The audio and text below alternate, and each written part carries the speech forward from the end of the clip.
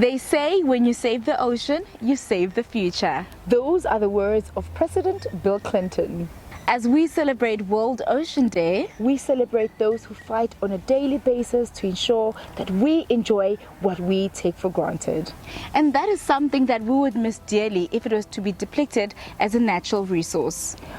We are the same twins. I'm Innocent. And I'm Millicent. If you didn't know, let me put our global challenge into perspective. There is now nearly 5.3 trillion macro and micro pieces of plastic in our ocean, and 46,000 pieces every square mile of the ocean, weighing up to 269,000 tons. Every day, around 8 million pieces of plastic makes their way into our ocean. That's why Ceres has decided to do something about it. Two important things are happening in this special broadcast. First, we are launching a new innovation from Ceres, and we have a special treat in our World Ocean Day discussion, which will be hosted by Craig Foster, who is a South African documentary filmmaker, naturalist, and founder of Sea Change Project. He is known for the film Octopus Teacher, for which he won an Academy Award in 2021. So let's get down to business.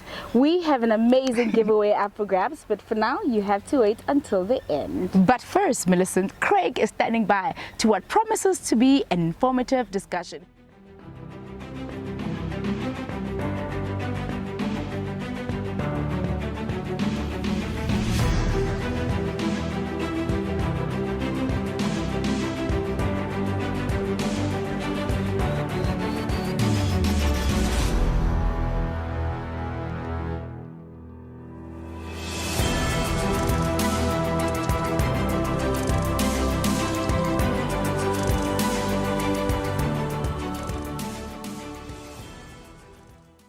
Today, we're talking about plastic pollution and production and so on, which is obviously a critical part.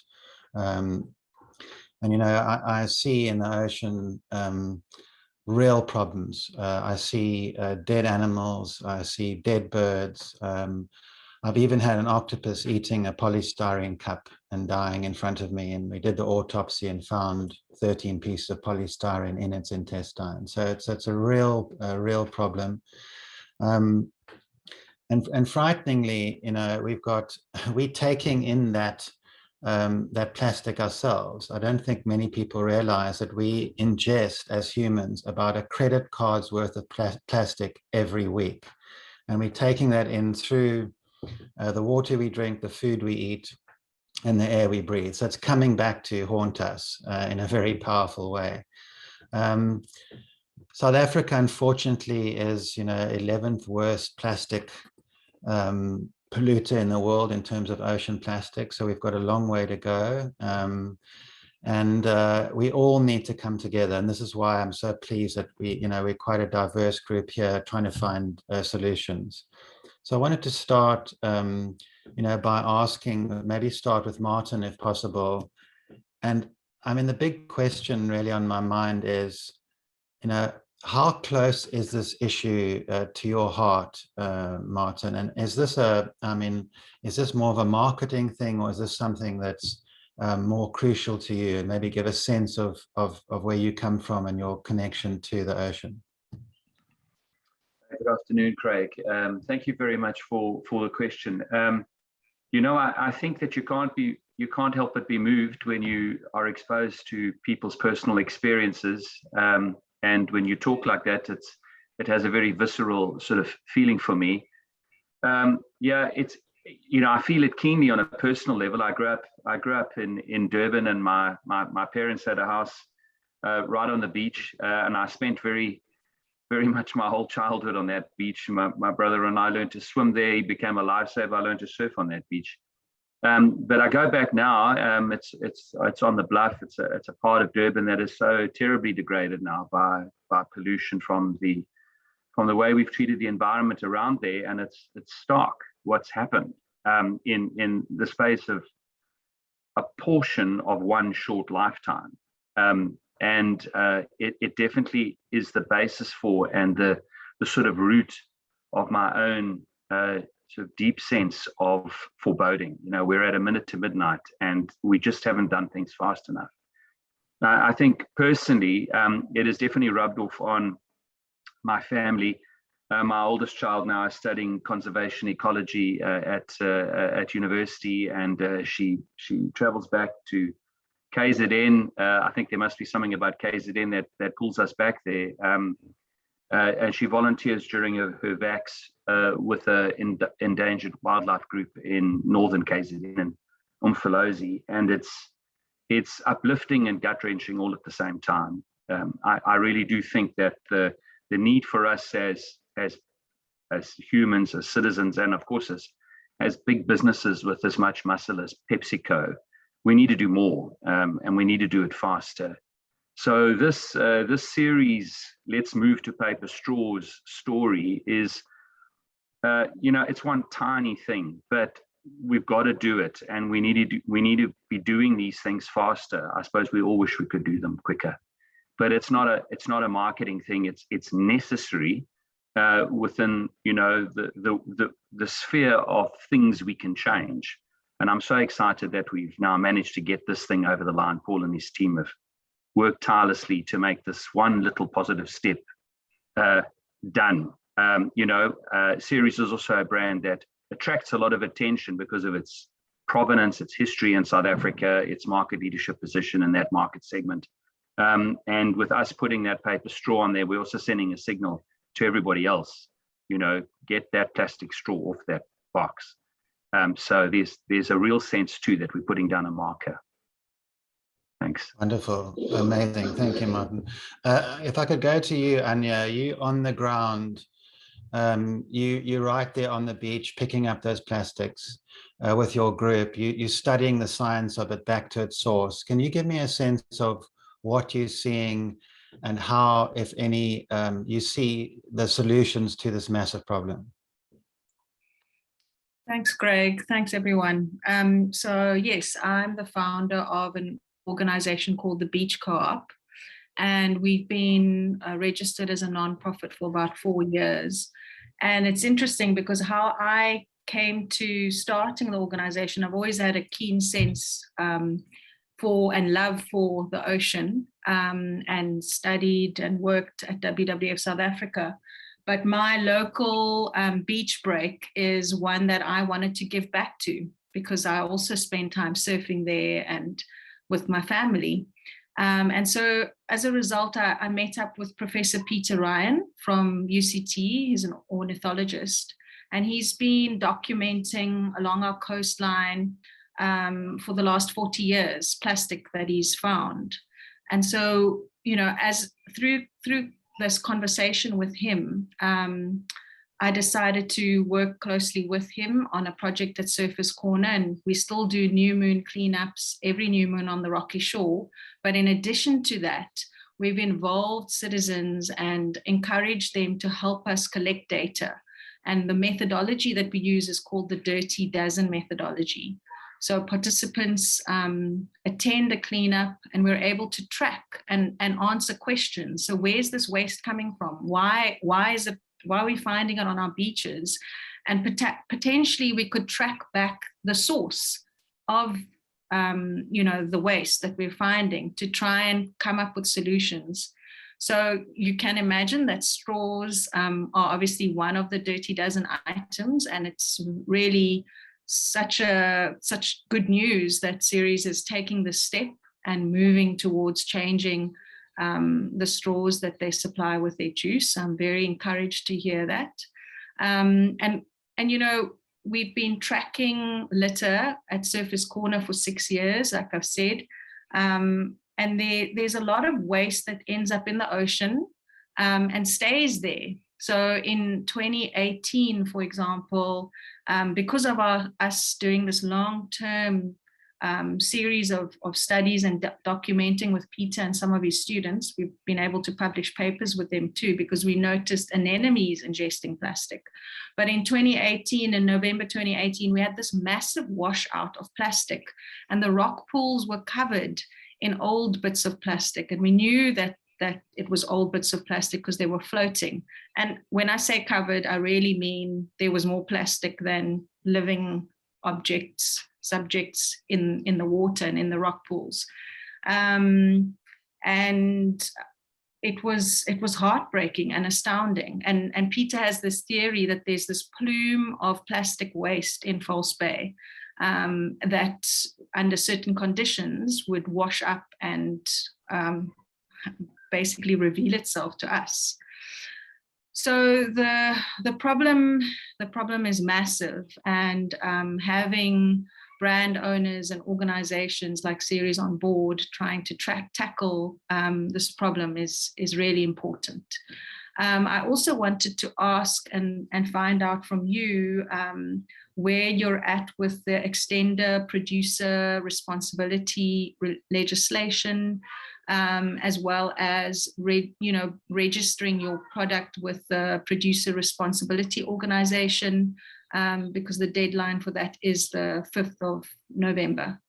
So just, yeah, but thanks. I think that's all I'm willing to share now, but if there are any questions.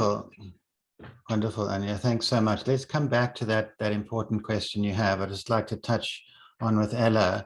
Ella, and I've looked a little bit into your work, very, very interesting. And you looking at, people who are maybe not physically connected to the ocean and advising them on what they can do to help. And I've been very interested to find out a little bit more about that. If you could just give us a window into that work. Thank you so much, Craig. And thank you very much for the opportunity to share with everybody here. With Heritage Day just around the corner, it's really important that we acknowledge not only our South African heritage, but also our natural heritage. And that is why it is so important. Paul spoke about it earlier, about looking after our children's interests, our children's future. And that is what Generation Earth and the Miss Earth South Africa are really aimed at doing, preserving and conserving our natural heritage. And, it's cause to celebrate. There's always something to complain about and point fingers. But if we don't get involved and do that work that needs to be done, like Anya was speaking about those beach cleanups, people aren't going to connect with our environment. They're not going to feel passionate about the environment. With Generation Earth, it's really university students and high school learners, getting them to understand the problem, come up with ways of, creating solutions. But in that process, they become passionate about it. So we often joke about how it's head, heart, hands. The head being the informative part, educating. The heart becomes the passion driving force. And then the hands create that change. And when people are on the same page, walking the same walk, talking the same talk, that is when the passion is ignited and it's re-energized. That is when change doesn't just happen at a beach cleanup, but it actually happens every day in their everyday lives. We're wanting to change lifestyles, not just on a celebration day of International Coastal Cleanup Day or Earth Day or World Environment Day, but actually every single day, because the little increments that happen, you're wanting and you're inspired to do more and more every day. We see it with our Miss Earth South Africa ladies as well. They come into the program with a passion to do something with the environment, and they leave becoming environmental ambassadors that they carry off into their homes as mothers, and they carry it into their workspaces, into their communities. They are the change makers that we need to create this change, ongoing change, that is the lifestyle change that we speak of.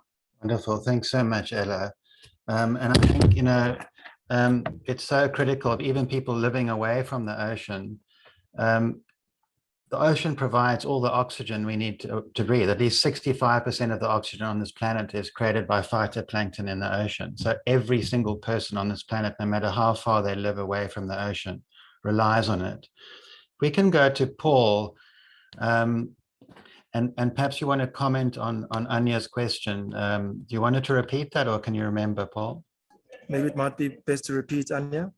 Yeah, it was asking about the extended producer responsibility legislation, which is part of the Waste Management Act. It's recently, come out, or it's been in iterations, but I think it's been finalized now, and it's a means for producers and business owners to take responsibility for the products that they put on the market, so that they consider the packaging in particular of such products, and ensure that there's a circular economy and as little impact on our planet and leakage into our environment. And so in addition to that, then the EPR, there's the Producer Responsibility Organization, which each brand or producing company needs to then sign up with the PRO by the 5th of November. So yeah, just wanting to find out where you're at as an organization with that. I wonder, should I answer that, Paul? Because I've been a bit closer to it. Do you mind, Craig? I'll run. Oh, great. Thank you. Yeah. So look, the EPR is a far-reaching piece of legislation that places a material onus on businesses like ours, and of course has a potentially massive impact on the entire value chain, and all the moving parts of it. So we might be one element of it, but of course it's upstream and downstream. And we're members of the Consumer Goods Council. We part of the NEDLAC forum that have shepherded this thing through. So so we're there and we're on board and we committed and we've signed up. We're still a little bit unhappy about some of the modalities. We're allergic to more bureaucracy and gatekeepers that slow down things and increase costs. But we're going for it. Now, there's some very practical, obvious, immediate challenges that we face. For example, what do you do with PET bottles? We don't use a lot of PET bottles, fortunately, but hey, we do buy some of them. The quickest thing to do there is to shift to rPET, right? So you put a recycled component, but we don't make a lot of rPET in South Africa. So we don't want to start importing rPET, because now we're going to drive up our massive carbon footprint. The second thing is it's more expensive, ironically. So and what do you do with those? You just make less money. Can you persuade your stakeholders that that's fine? Do you pass those costs on to your consumers?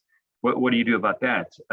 In some cases, rPET changes the color of the bottle, and then you get a negative consumer reaction. I mean, I could go on. I'm sure you're familiar with all of this. So we're really navigating our way through it as best we can. Where we found that this is going to take a bit longer, we've said so and said, look, we're up, but we're going to need a bit more time on this.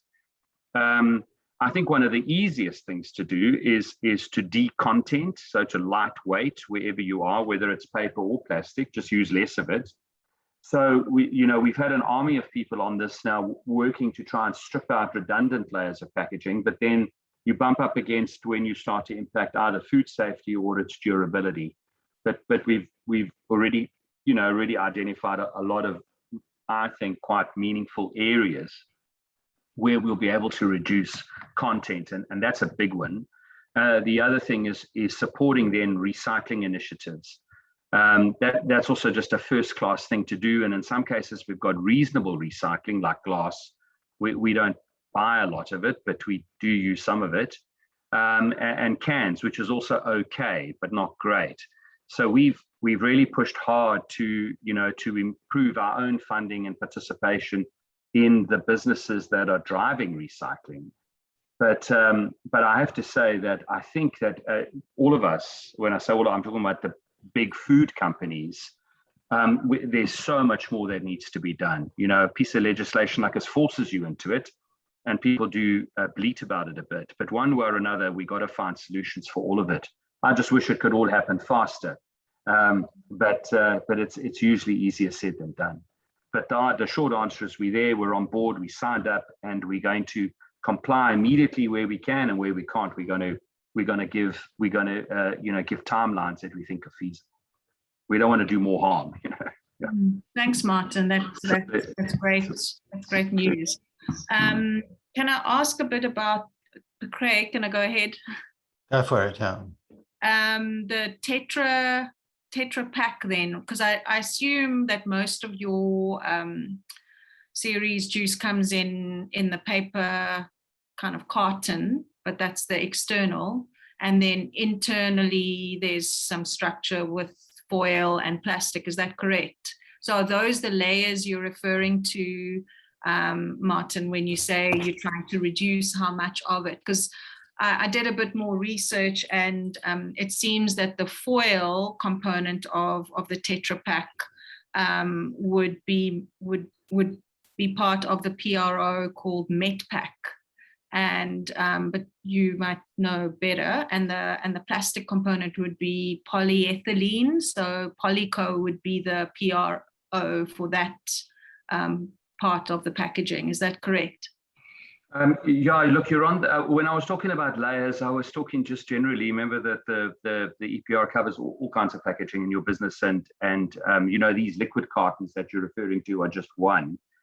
So I was talking generally. The liquid cartons themselves, no, we're not delaminating those. They are a series of layers.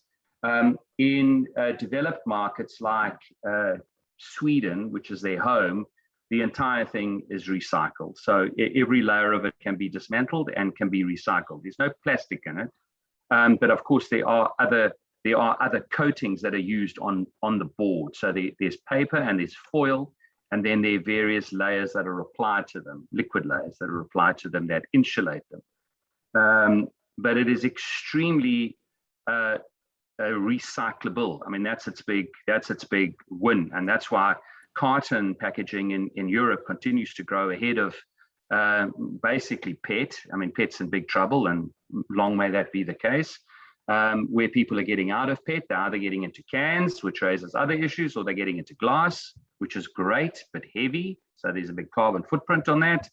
Or they're going to carton, because carton is very recyclable. But of course, you need an industry that supports it. So here in SA, we're big Tetra Pak's customers, but we also buy it from SIG. They're a big player as well, and we're now going to, via the PepsiCo network, introduce 2 additional suppliers who also make liquid cartons. And we encourage consumers to recycle those things, because once they're dismantled, as it stands in SA, we can recycle about 85% of it easily. You need a little bit more work to get the rest of it out, but that sounds to us like a very good next step to see if we can encourage the recyclability of those. There are quite a lot of people who think those cartons aren't recyclable, and that's a problem in and of itself, which is something we've got to change. Wonderful, thanks, Martin. So I'd like to ask you, Paul. You are here at sort of cold face of actually now taking these plastic straws out of production. Give us a sense. Is this, you would think, well, that's an easy thing. Let's just change to paper straws. Is it an easy process that everyone can do? All manufacturers can do? What challenges are you up against? So Craig, I think the most important thing about our brand Ceres, I mean, people always ask me, what does the Ceres brand stand for? And I think my answer to that was choicefulness. And then people are like, what? And I said, no. So basically, I mean, we firmly stand by the fact that we are the choices that we make. And I think Ceres at the moment, we've kind of embodied that in terms of our actions with regards to paper straws. To your question in terms of how complicated it is, it's a fairly new technology. So we are literally at the forefront of it. And we are, our aim on the brand is just to evolve with the technology so that obviously we can deliver the best for both our consumers as well as the environment. So yes, it was a very complicated process. I mean, we had to change quite a lot of our infrastructure within that factory to incorporate, but I mean, it is a stake in the ground of the brand in terms of taking it forward. So it was kind of walking the talk, so to speak, and answering what choicefulness means. Wonderful. Going to you, Ella. What do you advise for consumers? How can consumers help with this massive problem of plastic pollution? What can they actually do to help? They obviously feel a lot of the time feel helpless. You know, Craig, I think what is very important, and if anybody's ever met me or seen me do an assembly at a school or a TV interview, I've got these big green glasses. And because we're talking about ocean, believe it or not, I got the blue ones too. And it's about putting on the blue lenses, if you will. You know, as soon as we put these big glasses on and we shift our thinking, we see things differently. And I see the guys of Paul and Martin, you guys are killing yourself. It's okay, relax. That's the whole thing. It's really, and the kids go absolutely mad when I put these mad boys on. But you know, it's really about putting green glasses on, putting your blue glasses now, because we're talking about the ocean, the health of our ocean, and what it means for every person. It doesn't matter where in South Africa you are, inland, on the coast, you are affected by the health of our ocean, by the health of our air. And if we can be voting with our money, we are telling manufacturers that this is the society that we come from, where Paul had mentioned, you know, we are the choices that we make. We are now sharing that information with our manufacturers, with consumers. And that is why it is so important that we vote with our money. It's the only way that we can speak to manufacturers, speak to industry. And young people in schools, universities, they are able to actually have that spending power. And the manufacturer, the industry, they listen to where the demand is. It's supply and demand. We know this. It's basic. It's a basic business plan, where we have to create the demand by being active citizens. And again, it's that head, heart, hands, where we understand the problem, we become so passionate about it that our actions change, our buying power changes. So it really is this knock-on effect that everybody has to be involved with, so that manufacturers, not just like Ceres, but also other manufacturers can say, you know what, there's the demand. People are speaking to what it is that they want, what it is that they need going forward. Great, thank you so much for that. And Anya, your sense, if you had like carte blanche now somehow in South Africa to try and make a big difference to this massive problem, this enormous, you know, over 100,000 tons of plastic being thrown into the ocean every year, where do you see the major problems, and what do you think we can do to make a difference from all walks of life? Wow, that's a big question, Craig. But yes, I mean, we sit on a massive pile of plastic right now in our oceans, on our beaches, in our rivers. And so something needs to be done with the existing waste that we have. Waste management. Our infrastructure in South Africa is really in a bad way, and we need those systems to be working. We need our recycling plants to be operating so that we can address the existing waste in our system. So that's at the kind of bottom end of the chain of custody. And then at the top end, the producers, the manufacturers, the systems need to be in place. And EPR, the Extended Producer Responsibility legislation, is a step in that direction, where we have businesses being accountable for the waste that they're essentially producing.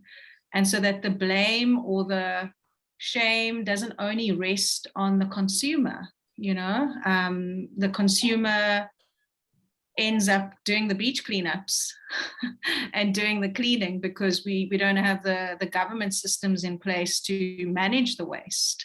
And I don't think that that's a bad thing, but we all need to be taking responsibility, because as you said, we're all breathing air, which comes from our commons. And in this case, our commons is a healthy marine environment. So yes, it needs to be dealt with at various scales along the chain of custody. And I'd say that the immediate needs are those that I've mentioned. Wonderful. That's fantastic. Thank you. I also wanted to hear from everybody. I've the wonderful privilege getting to know Jane Goodall very well over the last year or so, and she's inspired me so much. And as you know, really hit home how important hope is. You know, so many young people today feel hopeless. We've got these massive environmental threats, COVID, so many challenges. So it would be incredible. I mean, I think to make this change, we need inspiration and we need hope. Maybe I can just start with you, Paul. What message would you give, or what's your hope for the future for your children? I'm obviously looking at, you know, we're looking at plastic, we're looking at pollution, we're looking at ocean. What would be your vision and hope for going forward? Yeah, so with me, I think the starting point for me would just be awareness, because a lot of us are blind to the issues, right? And you mentioned obviously the environmental issues, which I think we are even more blind. And I think it only really hits home when there's an issue. So for me, I think that awareness from very early on to understand the repercussions and the ramifications of actions now and how they impact later. So I think for me, it's just for people to, one, obviously be aware, as well as to educate themselves. And I mean, a small step in the right direction makes all the difference. I mean, I know we're talking about our brand now, but I mean, you know, we're just trying to make an impact where we can, so that, one, we can obviously lessen our footprint, as well as inspire others to follow suit as well. Fantastic. Martin, what's your deep sense of hope, and how would you go about making that happen? Yeah, I mean, I'd completely endorse Paul's point about awareness. I mean, it is sort of the fundamental building block to all of it, really. If people get what it means, and that change from A to B involves this sacrifice, you change the dynamic, you know. And in a conflicted country like ours, that's a big deal. It's not a light point, you know. It's not just an ad campaign. So I totally support that. But I think that sort of looking forward, you know, you're talking about hope. I would say that the one thing that does give me hope is that we are more connected now. Maybe COVID's done that. I mean, you know, everybody bleats terribly about government at just about every level, but you know, through my lens, we are more connected. You know, the industry bodies we participate in are more organized. They meet more regularly. We've had more say in this EPR than we would have otherwise had, for example, over the HPL. And that, I find that encouraging, because if we're talking, then surely we're more likely to be able to together find solutions faster, that are, you know, that are to our complete benefit. You know, it's not business against government, against consumers or citizens. We have to join up, and at least at one level, at the regulatory level, there is definitely more communication taking place now, you know, in the middle of 2021. As I say, maybe COVID's forced us into it, but that encourages me a lot. Wonderful. And Anya, what would be your sense of this? Sorry. Sorry, just being disturbed by my kids. No problem. For me, what my sense is that we're still struggling as a South African nation and globally as well to understand and appreciate each person's diversity and what they bring. And so I think a way to ensure hope is to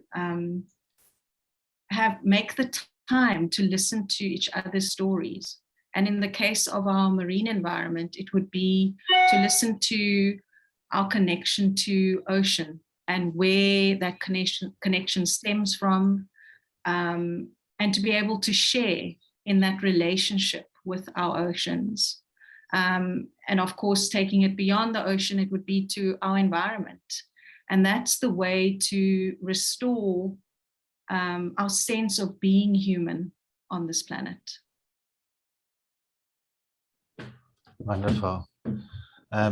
Ella, what message of hope would you give? It's a little bit twofold. My hope is that each individual understands the difference between need and want, where we will actually then be buying differently, behaving differently. You know, and if we've learned anything in this last year and a half, is that, you know, relationships with people, with planet, are far more important than our relationship with the material world. And if we can understand, and very quickly, I hope people can understand the difference between need and want, we would then also change the waste that is currently happening. Another hope is really to enforce environmental preservation, conservation, education in the school system. Not just learning about climate change, not just learning about the big words and the big terms, but actually to be doing community hours, to go out into the community, go out into their natural spaces as a prerequisite of the educational syllabus.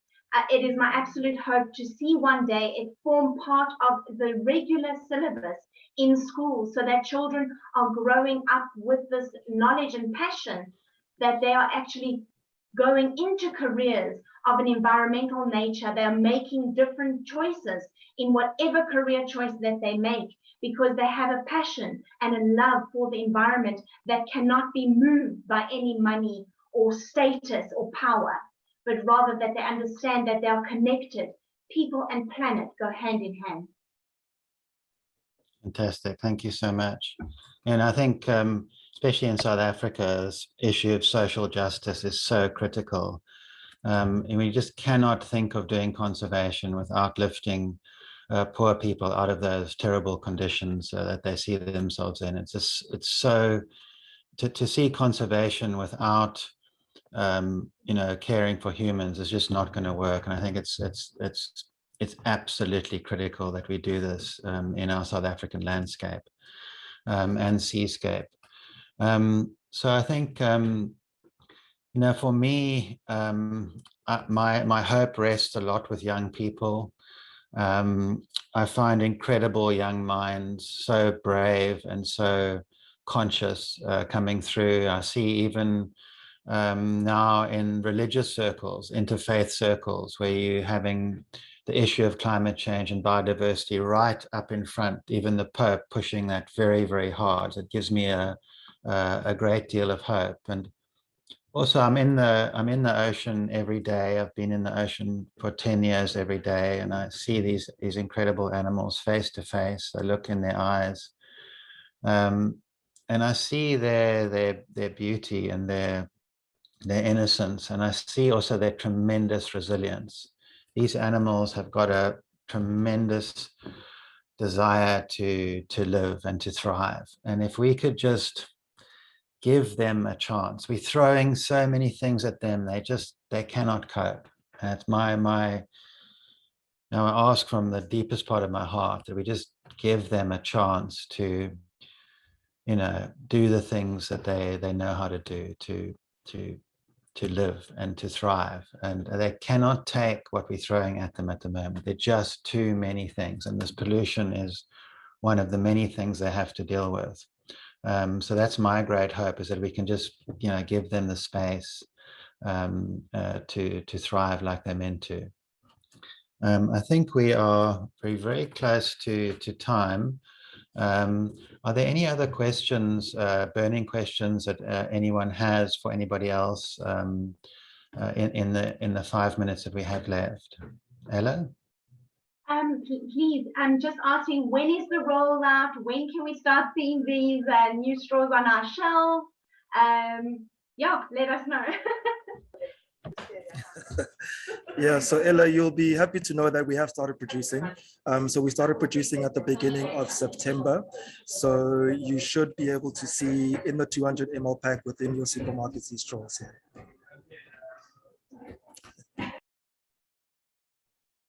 Any other questions, Anya?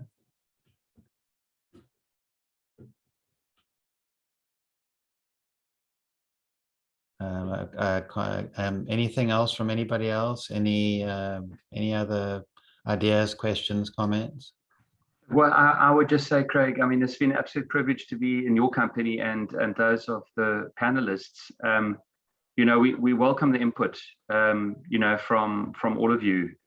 It's hard to navigate your way through this in a corporate world. I know it seems easy from the outside, but none of it happens quickly. This paper straw thing, was on the agenda 3 years ago. No one made one that would fit because it's got a bend. You'd think it's the simplest thing in the world, but well, it isn't. And then we found one, and it was 15 times the price, so it couldn't work anyway. And then we found ones that just dissolved in water, so that didn't help, because by the time you got to the bottom of the thing, it would dissolve. So we're not defensive about it, and we welcome the input and the feedback from these important organizations that yourself and these panelists are part of. We like to hear about it, because if we can understand it, and if in our world, in the things we're doing, we actually can change something, we will. And so we just want to say that we're recipients of good insights, and we welcome them. Yeah, I think that this conversation has definitely given me hope, and I really appreciate all of you taking your time and coming on and talking from the heart. It feels a very authentic conversation, and I think this is so critical. Like Anya said, diversity is what we need. We need people from government, from corporate, from every walk of life, from conservation, working as closely together as possible, because we're all in this together. It's absolutely critical. Thank you so much. I think we're pretty much out of time, and it's a great privilege to be here and to hear from you. Thank you so much. Thank you so much to the award-winning Craig Foster and his amazing guests. Absolutely. I mean, for a moment there, Millicent, I don't know about you, but I felt like I'm experiencing a masterclass session today. That's right. Now that time has come where we are about to give away some amazing prizes. Yay!